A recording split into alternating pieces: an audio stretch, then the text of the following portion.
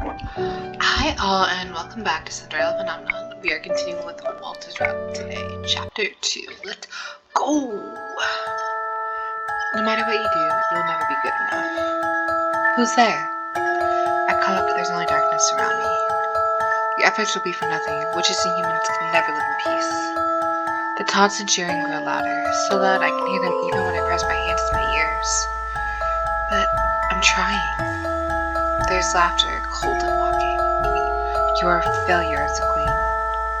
Please. You are too weak to be the tenor bearer. Lucette? I'm sorry. Lucette. There he is. Oh my god. Wouldn't you just love to wake up from a nightmare to see that beautiful face? Because I know I would. The thing that bugs me is, why does his glove not cover his palm? I feel like if you're gonna wear gloves, it should be like down here, right? I don't know. Anyway. My vision is blurry with tears and I blink my eyes open. Eventually the smudges dissolve into a familiar face. Waltz. He leans over me, eyebrows furrowed with worry. Are you okay? I rub out my eyes with the back of my hand. It was a nightmare and there were all these voices. They weren't real, Lucette. Waltz wraps an arm around me and pulls me closer to him. But what if they are? What if these voices are negative thoughts in the tenebrum? Lucette. What if they're right, Waltz? A pitiful sob escapes from my lips as I press my face into his chest. Waltz wraps soothing circles into my back. They're not. You know they're not. All you have to do is look at all the smiling faces around town. But there's still so much strife, and Waltz kisses me softly on the head. You can't solve every problem, Lucette. Not immediately. No ruler is perfect. King Anario wasn't either. Father, he'd be proud of you. A calm silence follows. I breathe slowly in and out until I feel more relaxed and the dream has begun to dissipate. That is what it is. A nightmare, a terrible nightmare, but a dream all the same. How about a trick, little star? A trick? Waltz pulls away from me, hand curled. Abracadabra! A lily sprouts to life between his fingers. The sight brings a smile to my face. You showed me this trick before when I was a child. I poke him in the shoulder. You promised you'd show me how to do it on my 18th birthday, but you never did. It's not as if I can't still teach you, you know. Besides, I was teaching you more important things then. You tell me about shields every single day. Waltz laughs. And now you make the best shields, and you have impeccable control over your electricity. Except for those moments where you accidentally shocked me. That's funny. I rub my fingers together, waiting until they spark with electricity before I shock Waltz in the shoulder. He shrinks away with a laugh. You mean like that? Just like that. Anyway, he leans forward. You're going to take it easy today, understand?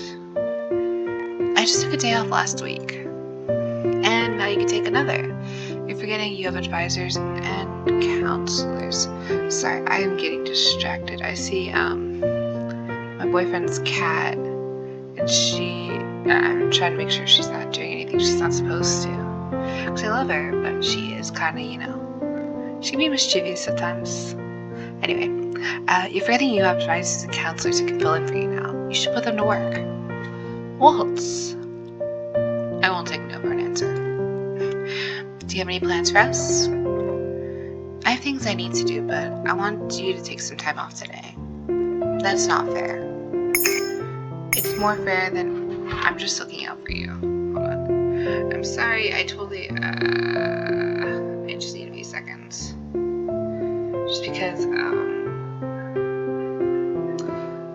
in order to get the best ending, I have a guide. Usually I don't do this, but I figure for like recording purposes, it would be better so that way I can have it listed when people click on the link, like, so it's not a surprise, like, oh, you've been watching this whole time and it's only this route, you know? Anyway, we're going to concede. I figured we would, but they're both down here. Oh my gosh, guys, I think both of his cats are really starting to like me. They're not, but I can pretend like they are. Anyway, I grumble beneath my breath. Fine. No doubt I'll be panicking all day about the work I will need to do tomorrow. Taking a break is going to be more stressful than doing work. Not if you let yourself relax. Breaks aren't just nice, they're necessary. We do our best work when we're refreshed. Why is it that I must take a break when you won't? You're making us into a competition when it definitely is not supposed to be. He leans forward to kiss the tip of my nose. Do this for me, little star? He looks at me, eyes wide and pleading. The expression is so endearing, I cannot help but laugh. I already said I would. Good. I think this will really help with the nightmares, too. So? I think a bath might help you relax. We have some time before breakfast. Why are you looking at me like that? Have you already taken your bath? Waltz's lips curve into a lopsided smile.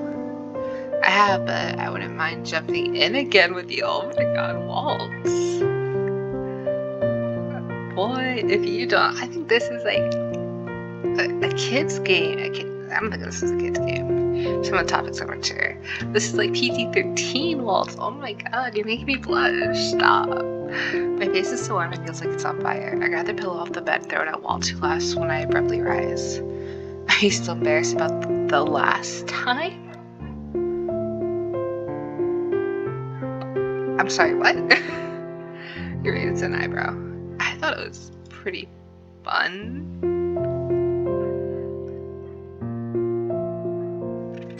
Excuse me, Daisuke, I need an 18+ version released soon. Thank you very much.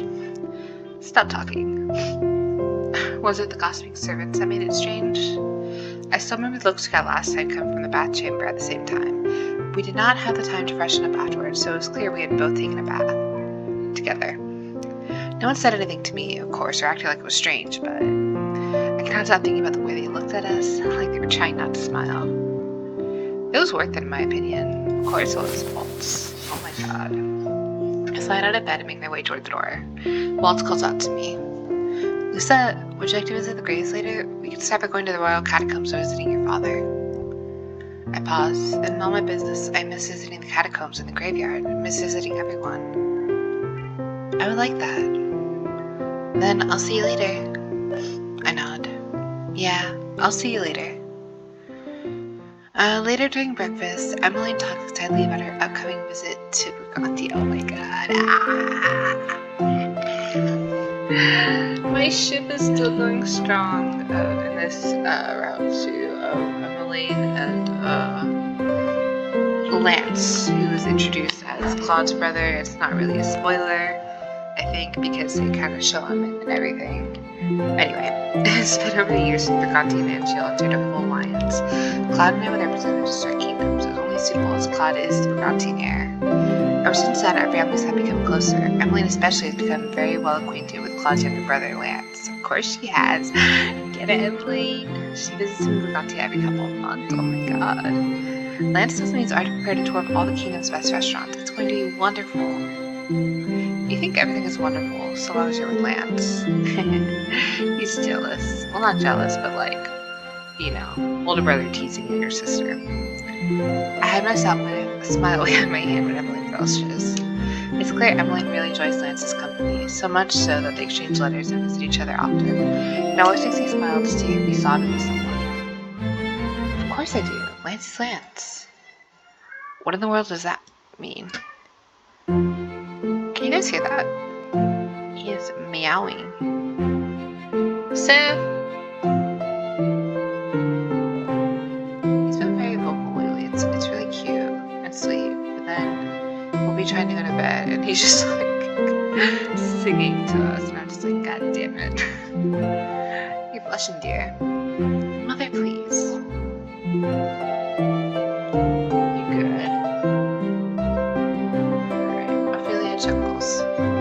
Sorry, you just got so animated when you speak about him. Rod nods, even more than usual. Emily puts her face into her hands and mumbles something. I shake my head. I like Lance. Waltz laughs. He's very different from Claude, that's for sure. I resist the urge to roll my eyes. While Claude is flamboyant and overdramatic, Lance is subdued and humble. The two of them are like very different sides of the same coin. Can I have a conversation with Prince's life that isn't entirely about him? You want to cuddle? No? Okay. Just came in here to yell at me, now he's leaving. It'd be like that. If Cloud were here, he'd clutch his chest and whisper, "You won't be." And we'd laugh. Not at him, but with him. Obviously. I really miss them, everyone at the tavern. I always took the time for granted, but now I rarely see everyone together. At least I have everyone here. I look up to see Ophelia trying to meditate while Emmeline mediate while Emmeline and Rod bicker. Before, these conversations would have annoyed me. Now I'm part of them. It is nice to feel like I belong. My whole life, that is all I've ever wanted to feel. I ever wanted to belong. To feel like I belong. The rest of our breakfast is pleasant, filled with animated chatter. When it's over, we all head our separate ways. I promised Waltz that I would take a break, so I do. I know the moment I left the dining hall what I would do to relax. I smiled to myself as I lubed my needle through a fine piece of fabric again and again. I spent the morning sewing puppets. My hope is that Waltz will be able to use these for a show, that maybe when I'm less busy, I will be able to join him. The thought of a joint puppet show lifts my heart. It's been a long time since I helped Waltz's assistant. I hope we can do something again soon. Oh my god, guys, can you imagine how freaking cute it would be if, like, they had kids and they put on a little puppet show together with the puppets that Lucette made? Oh my god. It warms my heart. Please, Daisuke, please. Give me DLC of their family life or something. I need it, you know, I need it. So I don't think this will give me DLC or show me them having a family. I don't think that's where this will end. I could be wrong though, but yeah. I cried something from the clock sound. Right. I saw Waltz I would meet him by the royal catacombs. I rise from my chair and begin to make my preparations to leave. I have just stepped into the corridor when I see a familiar face. Good afternoon, Your Majesty. Jurian approaches and bows low before me. Good afternoon, Jurian. Garland isn't with you? He's busy training the new recruits. Without you? The commander? Garland can handle himself just fine. Besides, the recruits are a lot less nervous when it's just him.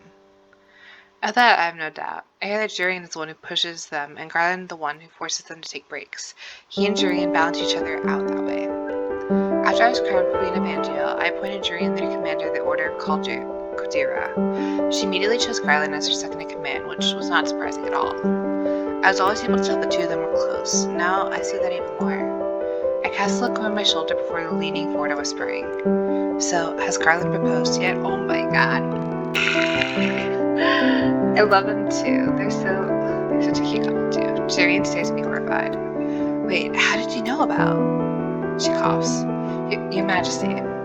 Waltz told me. He said he and Garland are talking about it. We're talking about it one night in town. Jurian sighs. Damn it, Lan. She raises an eyebrow. You're lucky he did propose. Otherwise, you would have ruined the surprise. Well, Garland did bring this up months ago, so... Wait. I blink at her. So it's already happened and you said yes? Of course, were you expecting me not to? Garland is my partner in everything. Her cheeks are flushed when she makes a proclamation, which makes it all the more endearing. Congratulations, Jurian. I'm so happy for both of you. Me too, they're so cute. Thank you kindly, Your Majesty. She smiles.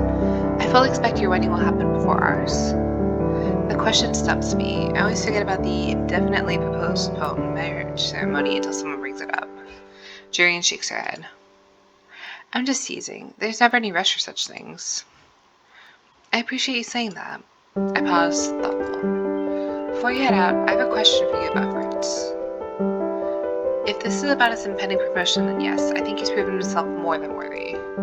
The words to ease a weight I didn't know I was carrying on my shoulders. Fritz has been working so tirelessly to make amends for the mistakes he was forced to make in the past.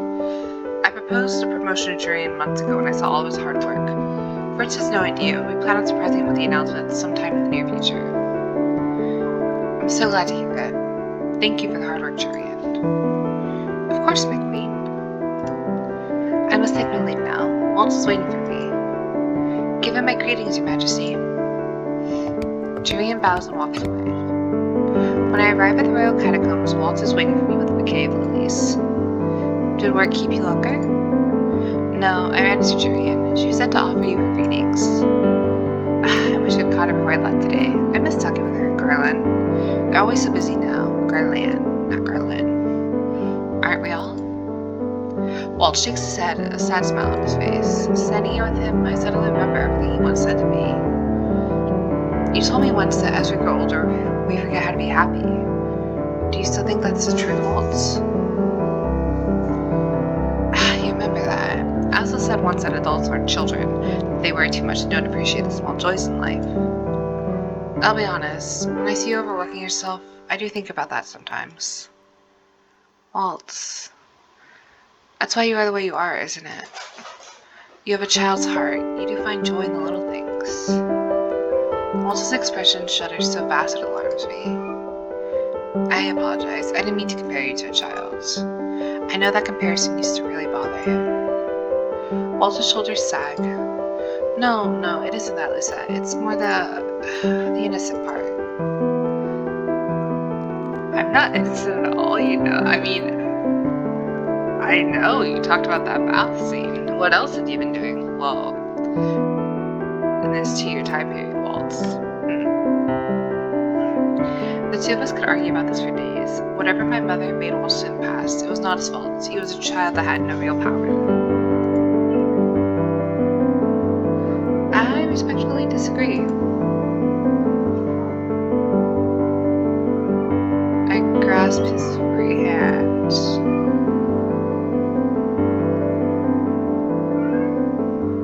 This child. I'll never change my opinion of you, Waltz. Let us go visit Father. As you wish. Would you stop running into the wall, dude? You're gonna hurt yourself. Literally, it's like doing zoomies, but he's like hitting himself against the wall and then rushing forward. And I'm like, bro, you gotta be smarter about these things, bro. Anyway, the catacombs are a short walk from where we're standing. Father's body's interred here in an elaborate coffin that sits beneath the statue. Waltz gives me some space to speak to him alone. Hello, Father. It's been a while. I set a couple of lilies down on his coffin. I still hear your voice. It encourages me even after all these years. I confess, I feel small sometimes. I feel ill-prepared to carry on your legacy, but I'm trying my best. I will always try my best. I set a hand down at the coffin. A bitter, jarring cold sinks into my fingers. I miss you so much, Father. I hope wherever you are that you're watching over me. I smile at the coffin one last time before turning to Waltz. He saw some flowers offerings we need to set on Mother Parfait's gravestones in the forest. Shall we? I settle my hand in the crook of Waltz's arm. We shall. We make our way up to the forest. The smell of flowers permeates the air as we draw closer to the small gravesite. It is not long before I see the field of flowers that mark the site. It's a serene place filled with a plethora of vibrant flowers and littered with rays of sunlight. It is the perfect resting place. We make our way over to the two gravestones erected in the center of the field, the previous Lucius and Tenenbaum bearers resting side by side. Waltz sets down a lily on the first grave, for Lady Parfait. I set the other lily down on the second gravestone, and one for Mother. They were enemies in the end, but I really hope the two of them are at peace wherever they are now. Waltz sets a hand on my shoulder. If Lady Parfait was here, she would no doubt say she was proud of you. Parfait was also always kinder to me than I deserved. That's not true, Lucette. You deserved all that kindness and more. My eyes linger on Mother's grave. Waltz seems to read my thoughts from my silence. I think your mother would have been proud of you too. But Mother thought I was a traitor in the end. Sometimes in my nightmares, I can still hear her screaming that same scream that echoed in the throne room when I betrayed her trust and shot her with electricity 2 years ago. The Hilda you knew was corrupted by the Tenenbaum, but Lady Parfait said she was a kind person before that corruption. I'm sure there was still some of that person left in your mother when she died. I chasm always opens up inside of me when I realize I never truly knew that version of my mother. The mother I knew was cold and manipulative. She raised my memories and used children to do her bidding. My eyes wandered to Waltz. I'm sorry, Waltz. For what? For the way my mother must have treated you. I remember when the king told me Waltz found out belatedly that my mother killed his parents. She stole everything from him. I've told you before, Lucette, none of that was your fault. Without you, I probably would have become corrupted by the darkness of the Tenebrum too. You were my guiding light back then, and you still are, little star. He crosses his arms as he looks at the gravestone. There's a thoughtful, forlorn look in his eyes. Do you mind if we make a detour on our way back to the palace? A detour to the merchant? Waltz shakes his head. No, it's here in the forest. He rushes past me and makes his way over to a rose bush. He plucks two of the flowers and turns to me. It won't take long, I promise. I'm not curious in anything. Oh my god, are y'all really about to make me cry? It is almost 10:30 in the morning. Not like this. Waltz smiles. Thank you, Lucette. He snaps his fingers. Bright light encompasses the area, and moments later a portal appears before us. Waltz and I walk into it hand in hand. My vision briefly goes white. When it clears, I see him in a different part of the forest. This place is quieter, even further away from the hustle and bustle of the town. I don't recognize it at all. This place is still the same. Where is this place? Waltz pulls me forward into a clearing. It's empty, save for two big rocks lying incongruously on the cleared ground. His grip tightens on my hand. He suddenly looks tense. Waltz? This is where my home used to be. I glance around the area and notice scorch marks on the trees. Your home? You mean... This is where I used to live with my parents. Waltz's face is filled with melancholy. This is the first time I've come back to this place in years. The area of the forest is unnaturally quiet. It feels as if the trees themselves are mourning, like grief has drenched this place in permanent, stifling melancholy. I've asked Waltz many times about his childhood. Always he tells me his memories of his past are hazy. I never pushed him to recall anything on my behalf. I know what it's like to be weighed down by traumatic memories. But seeing the sadness on Waltz's face now, I wonder how much he's been keeping from me, not because he doesn't remember, but because he does not want to remember. I'm sorry, Lucette, but I'm afraid I haven't been entirely honest with you. I said before I didn't remember a lot of my life before Hilda, but that was a lie. You do not need to apologize to me, Waltz. I know some memories are better left buried. That's how I felt too. That's still how I feel. He breathes out softly. I always told myself that I'd bring you here after we got married so that I could introduce you to my parents. He shakes his head. But you let me accompany you when you visit your family, so I want you to meet mine. Waltz walks over to the rocks his parents' graves I now realize. My parents told me they built the house all the way out here because they wanted to avoid humans. It was the safest place to be during the war. My parents are pacifists. To avoid detection, they rarely used their magic, which meant they barely taught me how to use my magic as I was growing up. But everyone says you were a child prodigy. Waltz nods. I studied on my own when they weren't watching. He shuffles on his feet, looking suddenly abashed. I snuck out to town and practiced in secret tournamenting. There were tournaments happening during the war? Waltz sighs. Most of them were harmless, a means for witches to practice their magic without humans finding out, but some of those tournaments were not so harmless. I can only imagine some witches use these tournaments to hone their skills for more nefarious purposes, but then I'm certain there were knights who were training to do the same.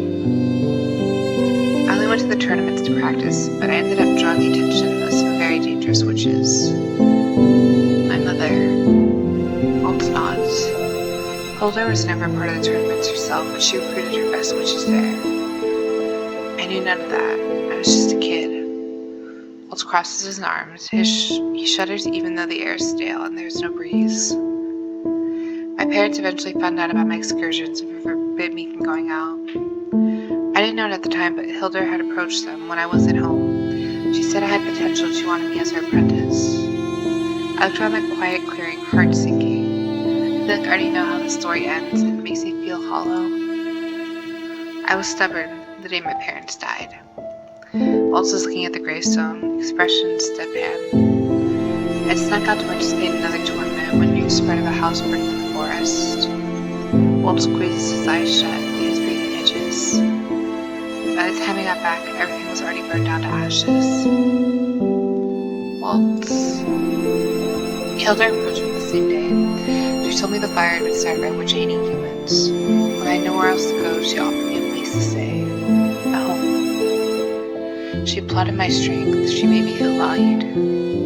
Waltz speaks haltingly as if it was a great deal of effort to say the words aloud. I wrapped an arm around his shoulder and let him lean into me. I know his pain. When I was a child, I felt the same pain. She introduced me to another one of her prodigies, Myth. The two of us, we blindly followed her every order, even when his voice trails but I do not push. I lean my head against Waltz's shoulder. He sags against me. I didn't know Hilda was the one who killed my parents until after she erased your memories. How did you find out? You were my light, Lucette. When I lost you, I felt like I'd fallen into darkness. I was so desperate, I went to the king. I wanted to see if there's anything he could do to help you. Instead, he told me about my parents. The king may not have had power over his kingdom then, but he still had spies. And through one of these spies, he overheard that story. That was when I finally broke, when I tried to make things right. Hilda took everything from me, my parents, you, everything. So I turned my back on her. I betrayed her. Silence settles over the forest again. I have a soothing surface of Waltz's back, as he often does with me. When he next speaks, his voice is soft, fragile.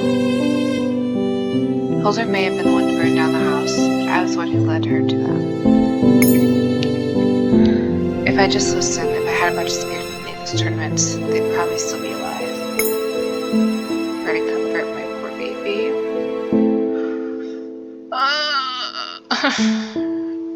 Y'all, I did not come to be depressed. I wanted to see wholesome fluff today. Poor Waltz. He definitely deserves that hug. And all the cuddles and reassurances that he's a great person and loved and that he didn't know what would happen. He is... poor baby. I wrap my arms around Waltz's waist and rest my head against his chest. Waltz, you were a child.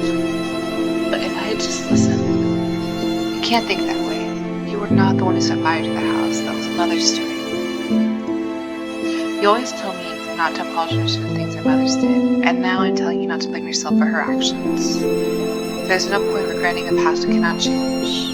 All we can do is focus on creating a brighter future. And Waltz, you've done so much for this kingdom. You always tell me my parents will be proud of me. I'm sure your parents will be proud of you too. I feel some of the tension seep out of Waltz's body as he returns my embrace. Thank you, Lucette. Magic must never be used to harm others, only to protect them. That's what my parents used to say. I remember that when I met you. Remembered? You're right, there's no point in thinking about the past now. You are my life now, Lucette, and I brought you here to see my parents. Thank you for listening to me. I've carried this story with me for many years. It's good to finally be able to share it. Waltz steps away and leads me to the two big rocks. We each place a rose on them. Father, Mother. This is my fiancée, Queen Lucette Riella Britton of Angel. She's also the bearer of our crystalline tenebrum. Very soon, when we're both ready, we're going to be married. I smiled down at the gravestone. I do not know what Waltz's parents look like, or even what they were like in their demeanor. But the way Waltz speaks to them, it's with regret. He misses them, and I can tell he loved them. I bow my head. It's nice to meet you both. I speak to them as I speak to my own parents. I tell them about how much I love Waltz and how much he has done for this kingdom. I'm the luckiest woman in the world to have him by my side. Waltz is beaming beside me. Thank you, Lucette. And I'm the luckiest man in the world to be able to stand by your side. He gently squeezes my hand. It'll be dark soon. Indeed, maybe we should head back. Waltz looks thoughtful. Actually, if you don't mind, I have something I want to show you. Something else? Waltz laughs. I know I'm just dragging you all over the place, but this will be worth it, I promise.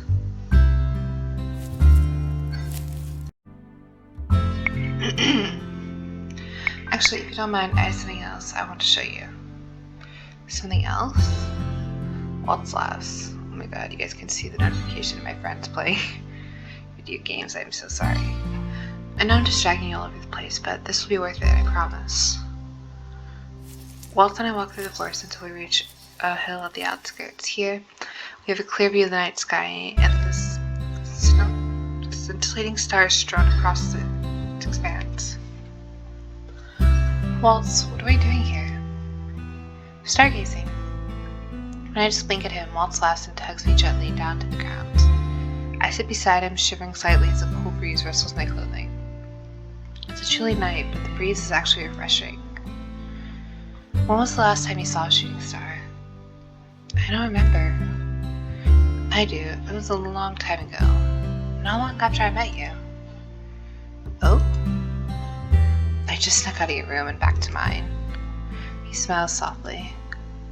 I had such a fun time. So much fun, in fact, that when I saw shooting stars on my window, I wished that fun would never end.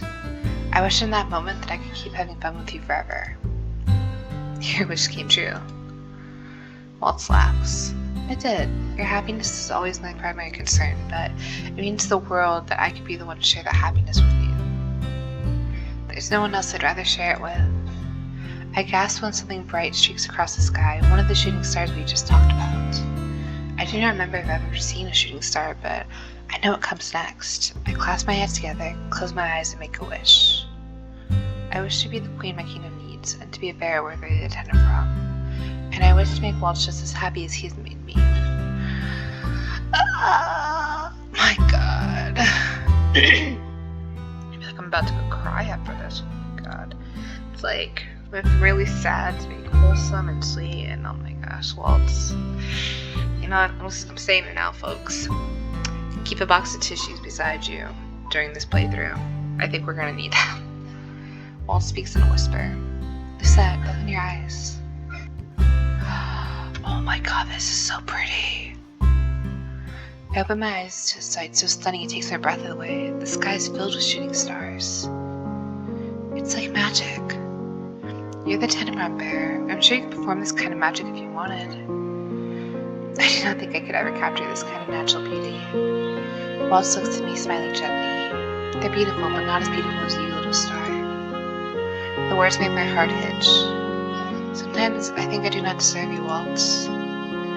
This has never been true. I'm the one unworthy. I'm the unworthy one, Lucette. I disagree. You've always been more than worthy, Waltz. Thank you, Waltz, for everything. I'm so happy we were able to spend this much time together today. Me too. Waltz looks quiet, thoughtful as he gazes up at the night sky. Someday, when everything's more stable, I hope we can spend even more time together and that we can share that time with others. Others? Okay, where's this going, Waltz? I think I know where. Oh my god, guys, I'm so excited. Waltz is just brightly as the stars within me again. May I ask you a question? Of course. Someday in the future, when we're ready, how many children do you want? Oh my god, as many as you want, Waltz. I will have all the babies you want. My cheeks, the question makes my cheeks burn. Children? I have no preference. No? Any child we have would be a blessing. Now it's Waltz who blushes. The rosiness of his cheeks makes me laugh. How many would you want? You're right, any child would be a blessing, but you want many children? How did you know? It's not hard to guess. You're always so good with them, Waltz. Children adore you. I only hope I'd be as good to the mother as you are a father. There's no doubt in my mind the children love you too, you know. But my mother, you aren't your mother, Lucette. Yes, you are not your parents. Remember that, people. You're full of love and light, little star, and you'd be an amazing mother. Is there a reason you asked me this question in the first place? Well, you were talking about the future earlier. That is the far future. Waltz laughs. Wherever and whenever this funeral is, or future is, not future. Wherever and whenever this future is, I'm looking forward to it.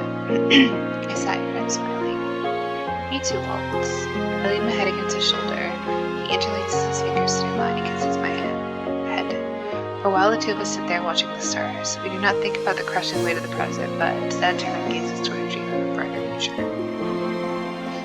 Oh my god. What a chapter. Oh my god, guys. Wow. Let me know what you guys thought. Oh my gosh. Like, I am a die-hard Claude simp. Like, I loved him in the first game. I loved his route, but like, Waltz is giving him a run for his money. Like, this has been such an emotional 2 chapters. And it's just been, I don't know, I think I'm starting to convert to a Waltz fan. Anyway, hope you guys enjoyed this. If you do, like, subscribe, all that jazz. And I will see you in the next one. Bye.